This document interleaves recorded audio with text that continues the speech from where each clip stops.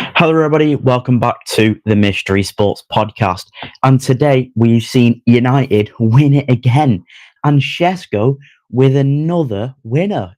And wow, his tally at the moment is only increasing, and it looks like we've got a good striker and someone who can put the ball in the back of the net, and money that is being well spent, really.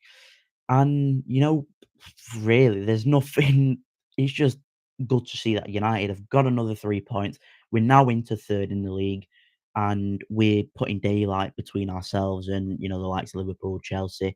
Obviously, Villa, as I said, are slipping up, and I think they will continue to slip up. So it only makes good reading for United at this moment in time. And, if we go through the game and what we saw, that first half was quite poor, wasn't it, really? 1-0 down after 5 minutes, an easy goal, really. Lenny Yoro was at fault for the goal. Didn't really see, like, United didn't turn up for the game. For the first 20 minutes, we were non-existent. The passing was awful. Palace weren't beating our press. They were playing the ball slickly. When United tried doing those little 1-2 passes that we have been doing under Carrick, it wasn't coming off. We were giving the ball away cheaply. Casemiro giving it away. Bruno, Cunha, and I think everyone. It was all. I don't think if we were to do a player rating of that first half, it would probably like 4 and below for a lot of them, and, that's not what we wanna see from United. Um, and much improved second half was needed. Palace were well-deserved leaders, really, having that one chance where they put the ball to the back of the net. There's nothing the keeper can do. All the blame has to really go on Lenny Yoro, which is tough on him, but at the end of the day, he's playing for Man United, and he's gonna have to have this criticism on him. Um he shouldn't have lost his man that easily. Lacroix beat him really in terms of strength, which was quite poor to see because Lenioro is quite physical. And he has a free header and it just loops into the back of the net, which was a good goal if you think about it, with a good like floated ball in from the corner. And then yeah, they put the ball in the back of the net, 1-0. United needed to wake up. They kind of did. The last, I'd say, 10 minutes of that first half, United did look to create chances, and probably Sesko could have scored maybe. Casemiro definitely should have scored from that free kick that Bruno had. Bruno also had a free kick where Dean Henderson made a good save. Dean Henderson had a decent game. He always tends to does have a good game against United. But, you know, that was the first half. We need Carrick, I think, definitely wetting on the lads at half time, and I think that was well deserved. And we saw a much better half from United in that second half because, straight away we come out and we were much better. We created a very early chance through Embuemo, who probably should have shot. Sheshko had the shot and then it went out for a corner. But, straight away after that, we win a penalty. We get a man sent off. And I've just got to say, what a ball from Bruno Fernandes it was to Cunha to find that kind of space that he had. If Lacroix didn't pull him back, Cunha's through on goal, and it was a tough angle, but it was the similar angle where he scored against Villa. So I would have backed Cunha to score, and think a lot of people would back Cunha to score in that position. Very clever from Bruno, great ball, clever from Cunha to go down in the penalty area. And obviously, Bruno slots the pen away. Good penalty. He's missed 2 this season. He scored 2 this season. Obviously, with this one, he scored a third. Confident penalty. We're 1-1 in the game. We look decent. We look like we're going to create chances. Obviously, the 10 men is a huge advantage for United. My only concern would have been at that moment in time was like Palace will sit back and we've got to break these down. And United tend to struggle against the sides who sit back. But we created a lot of chances through Bruno, Sesko as well, even in Buemo. And obviously Sesko, beautiful ball from Bruno again, goal and assist, gets to 13 goals, 13 assists, should I say, in the Premier League. Bruno this year beating United's record for most assists in a Premier League season. 13 assists, can't argue with that, can you really? And Sesko, bullet header, it was fantastic to see. It's a true striker's finish. Just waiting in the box, beating the marker, and then just powerful header into the back of the net. Fantastic to see, brilliant to watch, and a winner for him. Big Ben strikes again, as the title was the last time. And I think What happened after that? United probably should have scored a few more for goal difference. I don't think we can really. That's a luxury, really, isn't it? Just going winning 3 or 4-1. But I thought we probably should have scored the Mainu chance. Ahmad had a good chance as well, where Henderson made a good save.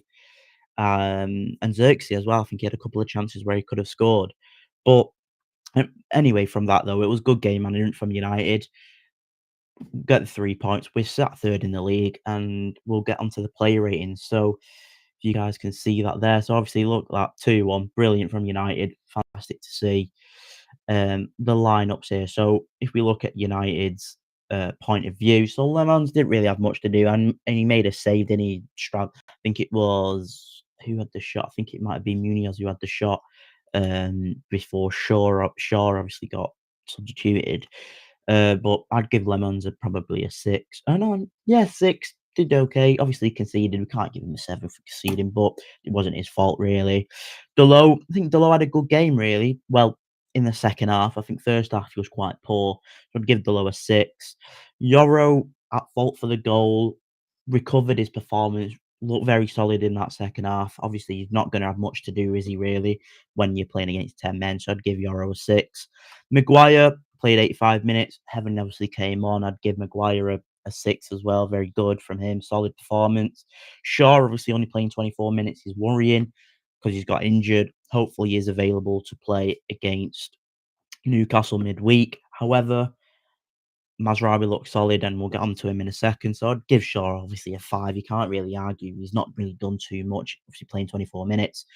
Casemiro and Mainu, I thought had a very good game in that second half. They stepped the performance off. Mainu looked dominant on the ball. So I'd give them both 6s.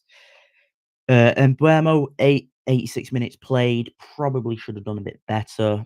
So I'd give him a 6. Bruno, my man of the match of the game, obviously a goal and assist. I'd give Bruno I'd give him a 7, 7.5, very good. Dictating the ball in that second half was very key to how United played.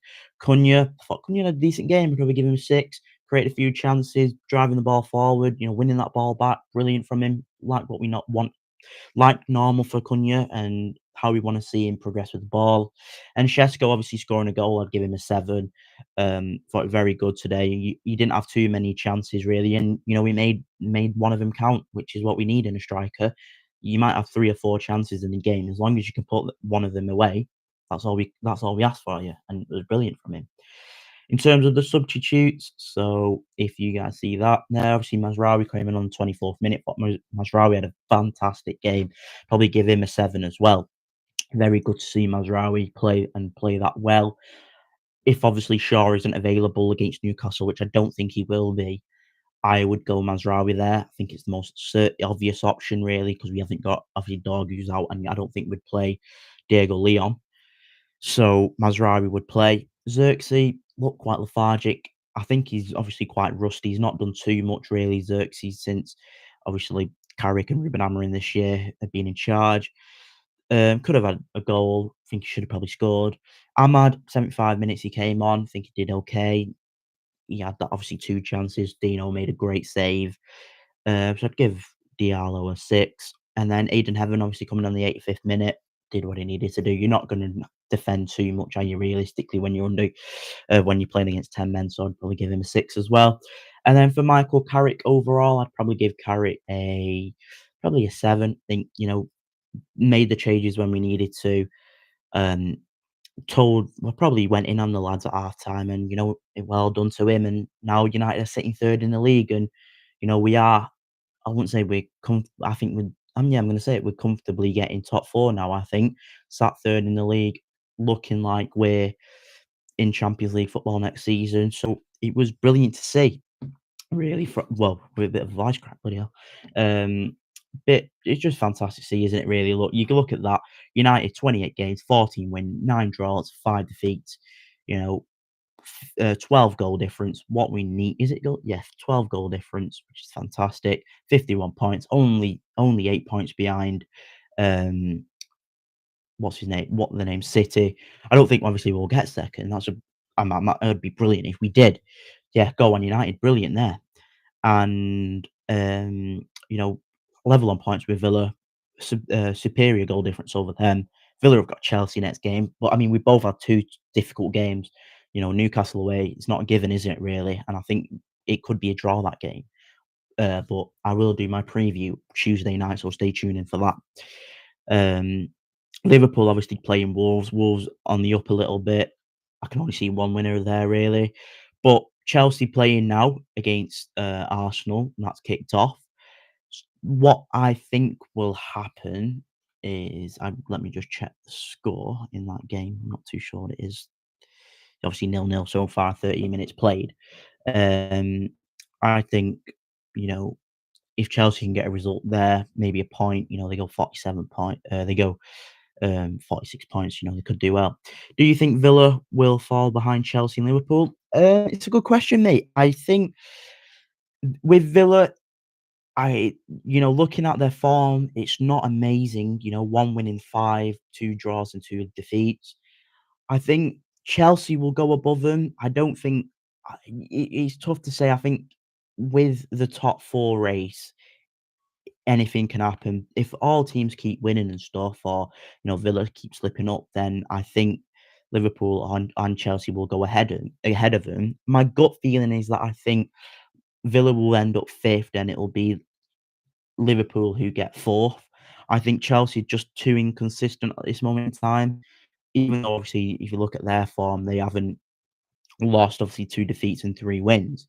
I just think Villa will just about get top four. They'll probably finish fifth. I think Liverpool will get four. Obviously, with the Champions League and stuff, I think that fifth place obviously default becomes a Champions League place. So I think Villa get Champions League through that way. Obviously, they have still got the Europa League, and I think they probably are going to win the Europa League.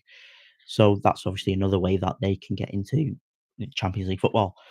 But like I said, I think Villa will finish fifth. I think Liverpool will get ahead of them just in terms of Liverpool are kicking on some sort of form. Villa will keep slipping up. However, I think they will find results like results against Chelsea. I think they could still beat Chelsea. They beat them, didn't they, at Stamford Bridge? So I wouldn't be surprised if we saw Villa turn up midweek and beat Chelsea. And then obviously for United, just finally, I think we're a solid third now. I think we keep winning. We go on to um, the Newcastle game, and I think we've got to get a result there. A point, obviously, I would want 3 points, but I'd take a point, getting on to 52 points. If Villa can slip up, against Chelsea, fantastic. But I'm not too sure what will happen. And it just makes an intriguing watch to this midweek round of football. But that is everything for today. United with another win, another Sesko winner, 3 points. Can't argue with that. And yes, if you're new here, please subscribe to the channel, drop a like on the video, and share to all your family and friends. Definitely stay tuned in for the preview of United's away trip to the Newcastle. And yeah, catch you on a bit.